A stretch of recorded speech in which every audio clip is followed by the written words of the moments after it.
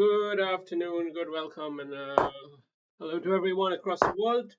We're going to play ourselves a Grunfeld defense here against the One Wolf from Israel.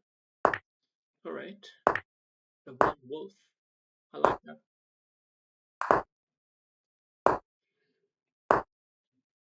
So we're playing the Grunfeld defense, and this is the line I personally play. Knight f3, and pawn push here, kicking the knight. Now comes the question marks on how to handle this. And I believe this is the correct way to play. Asking the question again of that knight. He's continuing to play the thing and go for this stuff.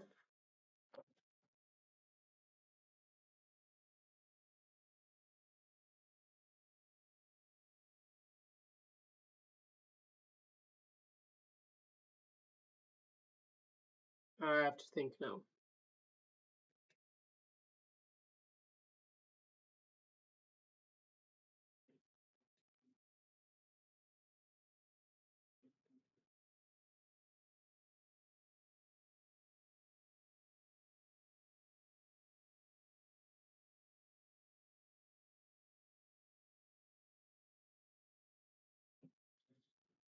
I think I'll go with that line. It's a bit of a risky one, but didn't really see what else would be appropriate here.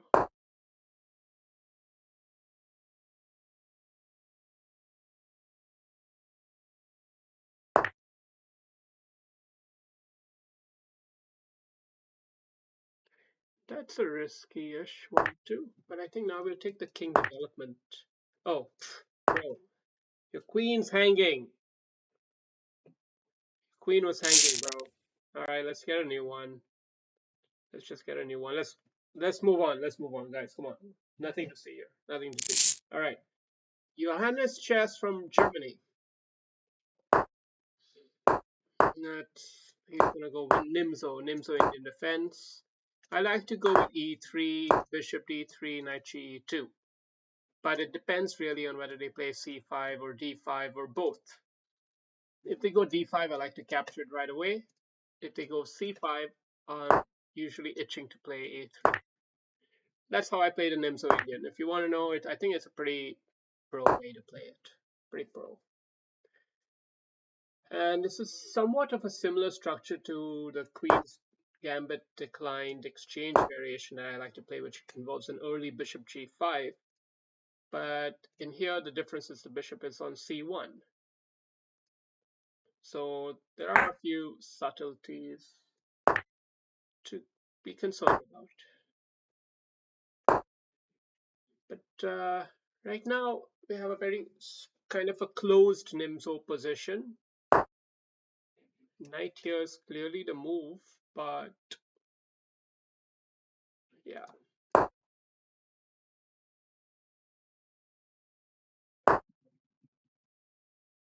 This is tempting,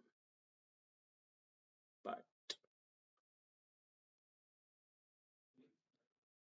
it's basically pretending to be a pawn at the moment, so let's not disturb it from that important responsibility over protecting the central pawn. Okay. Okay. What if we at some point break it open here? Just dismantle the whole shebang. We could do that. Well, not anymore. We could have done that. Maybe we should have. Hard to say. He was ready for that one. We'll have to go with our f3 push here and e4. He's playing so fast, we're going to have to take advantage of that unnecessary haste there. Yeah, he's playing well. Got to keep this solid here.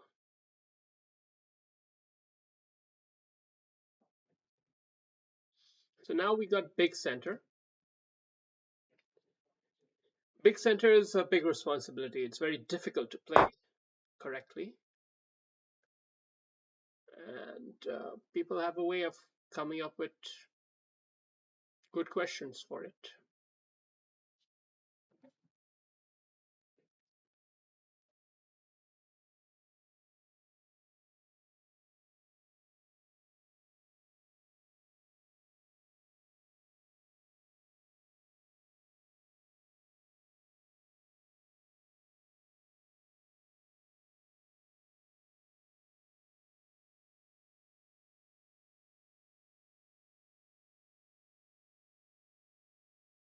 Here we have to try to go for some other pawn.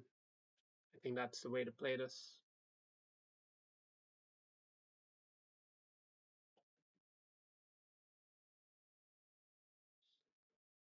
Got good pressure on this pawn, very much taking advantage of the pinned queen motif, as well as the loose bishop and rook on the diagonal.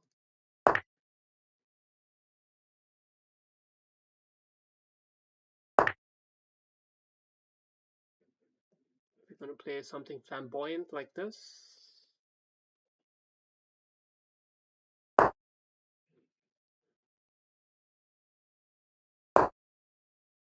Defending the bishop. So we still have a big center.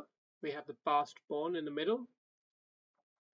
So what do we want to do in such a situation? I think we just want to simplify the game a bit.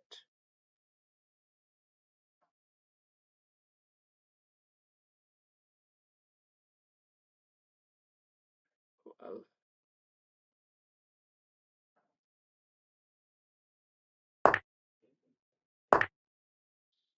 okay.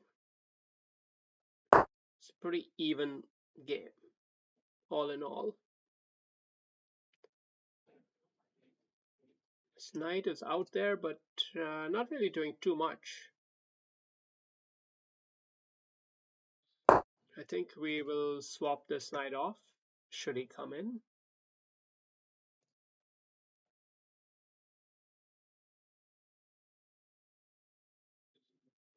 Get the bishop out here, put a bit more pressure there. Knight hop here to boot. Oh, that's an aggressive move. That's a very aggressive move. You have to look at that with a bit of respect, but also look to punish it. If he goes all in now, we've got the mate attack coming up. If he goes all in, he doesn't.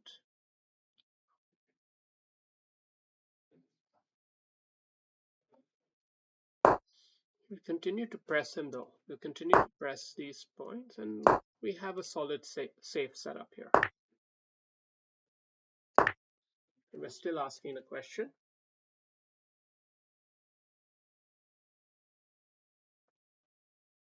Which will be followed by another question. But you want to be a little bit careful of any back rank bullshit. There's potential for some back rank bullshit here now. So we have to be a little bit watchful. But at the same time, remain positive.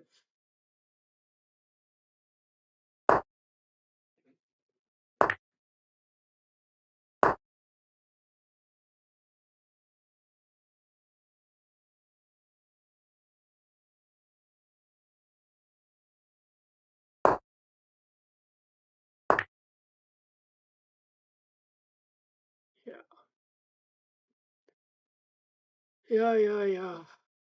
What do we do here?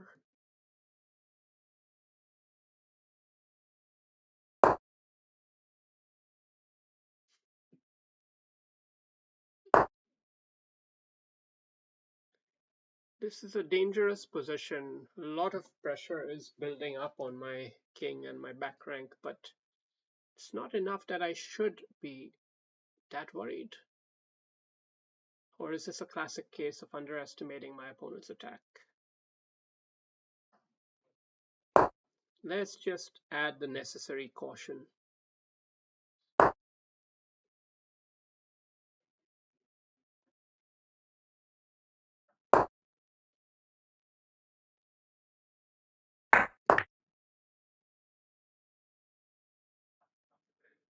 So pretty much an even position, but I have a lot more time than he does, and slightly better position because of the passed pawn and aggressive knight.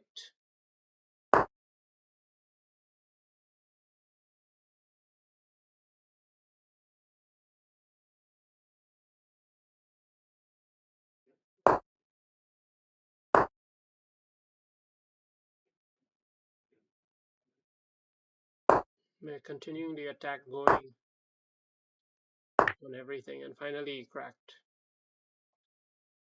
Oh, it took a while to crack him, but eventually we got there. Anyway, that's it. Pretty decent game. Let's have a quick review.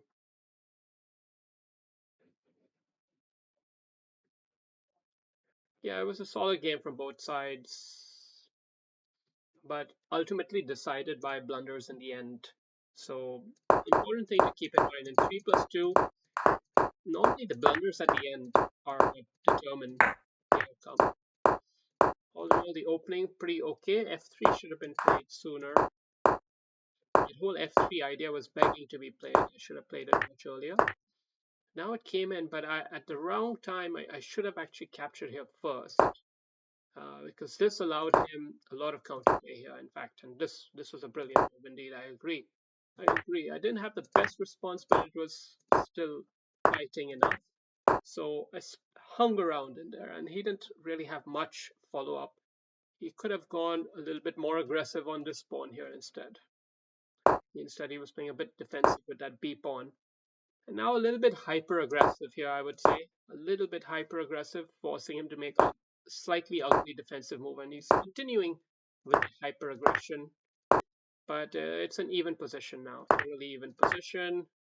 And in fact, white is now starting to take the lead. But that was greedy. That was actually greedy. And I didn't realize that I was going to be losing one of these pawns by doing that, because this knight move here comes in pretty well. So that went against the plan. After that, it was now even once again. An even position, and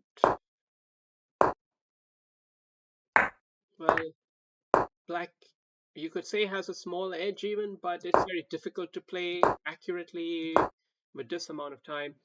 This move is somewhat instructive. Uh, yeah, it's not the best move according to the computer, but as you can see, it's putting a lot of pressure on him. And ultimately, that's all you're trying to do, is you're trying to get him to crack. Look, even this is, an aggressive move. I know that the rook can't go anywhere on this file, you see. So he'll have to go somewhere, and then my knight will have a new square, and the rook can come in with a check. Who knows what can happen? Right now, it's all about building pressure. And now also it's tempting to try to take the rook yet, but it's not. Apparently, it was the best move to take it. I don't see the follow-up, to be honest. Because the knight was also on pre.